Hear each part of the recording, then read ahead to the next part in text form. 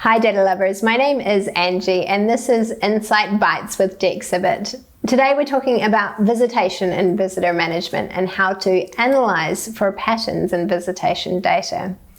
There's three big patterns that help inform core decisions about the visitor attraction.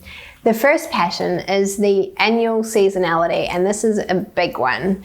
Given that most visitor attractions are so seasonal, the big decision to be guided here is whether your strategy is to embrace that seasonality and focus on constraining costs in the off-season, or whether your strategy is to attempt to fight it and distribute or grow demand into the off-season through things like programming and marketing and offers.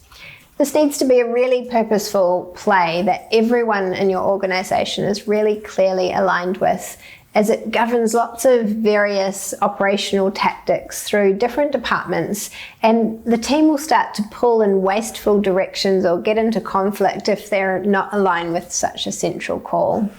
So to make a call like this and to monitor over time, it helps to know just how seasonal your timing is and how dramatic that seasonality might be. So having numbers to describe this rather than just gut feel really helps. A quick and easy way to do this is to calculate your daily average or median visitation for your various seasons and then work out the seasonal impact or percentage difference between these. These could typically be spring and summer, winter and fall, or maybe a seasonal schedule tailored to the venue, like high season versus off season. The second pattern is days of the week. This helps that all-important decision of what days we're going to open for, but also other ones like whether you want to switch to variable pricing or what days you want to offer particular programs on or adjust capacity for, or maybe the rostering for your front of house staff that you want to use on busy versus quiet days. An easy way to visualize this data is something like a vertical bar or column chart, which really focuses your eye on that leaderboard of which days are doing better than others. And given seasonality too, you want to check whether visitor patterns shift over the course of a year or how they look, say, in a school holiday versus during the school term. The third pattern to look for is visitation by hours of the day, and then again by days of the week, and potentially how these might be changing over your seasons. A really easy, instantly informative way to visualize this is something like a heat map table. So you can see a grid by hours of the day and days of the week, and lots of data in the middle in an instant.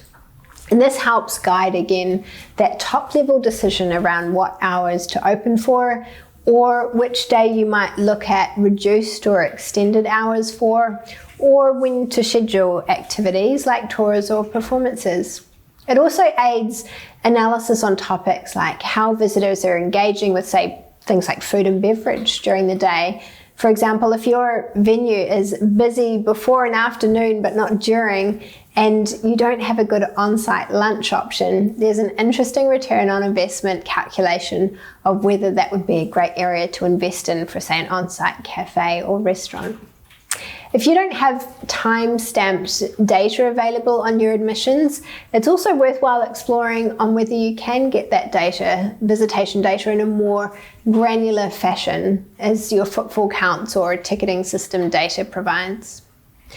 Because visitor attractions are so seasonal, these patterns, working out what visitation looks like on various hours of the day, for various days of the week, for various weeks or months of the year, it all provides the base behind most visitation machine learning models, and that is then complemented with what's happening in and around the venue to contribute towards demand. We'll see you next time for another episode of Insight Bites, or check out Dexibit.com for more on visitor management and big data analytics for places people love.